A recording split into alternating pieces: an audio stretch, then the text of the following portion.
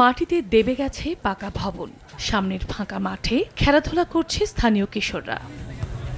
2018 সালে নেত্রকোনার কলমাকান্দা উপজেলায় নির্মাণ করা হয় শেখ রাসেল মিনি স্টেডিয়াম, কিন্তু গত 3 বছর ধরে মাটিতে দেবে গেছে স্টেডিয়ামের ক্রীড়া সংস্থার অফিস। প্রকল্পের কাজ শেষ হলেও কার্যাদেশ অনুযায়ী নির্মাণ করা হয়নি কোনো বেঞ্চ, বাউন্ডারি ও ড্রেন। সংস্কার করা হয়নি মূল খেলার মাঠ।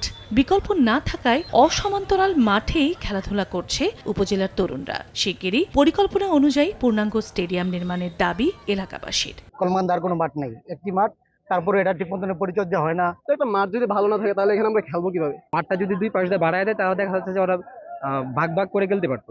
এদিকে যোগদানের পর উপজেলার এই মিনি স্টেডিয়ামের নির্মাণ প্রকল্পের কোনো নথি খুঁজে পাননি উপজেলা নির্বাহী কর্মকর্তা ও উপজেলা ক্রীড়া সংস্থার সভাপতি। তিনি জানান, জাতীয় কোনো অনুষ্ঠান আয়োজন করতে হচ্ছে পার্শ্ববর্তী বড় দল উচ্চ বিদ্যালয় মাঠে। এখন জন্ম সনদ দিয়ে খোলো বিকাশ স্টুডেন্ট অ্যাকাউন্ট। নিজের বিকাশ নিজে কর।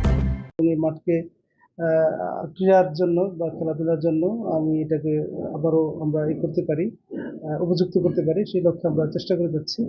শেখ রাসেল মিনি স্টেডিয়ামের বেহাল দশার জন্য ঠিকাদারকে দোষেন স্থানীয় সংসদ সদস্য। পুনর্নির্মাণের জন্য নতুন প্রকল্পের আবেদন করা হয়েছে বলে জানান তিনি। ঠিকাদার এবং কারা এটা দায়ী সেটার জন্য অবশ্যই একটা ব্যবস্থা সরকার থেকে নেওয়া হবে।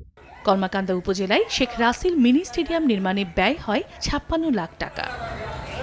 সময় সংবাদ, নেত্রকোনা।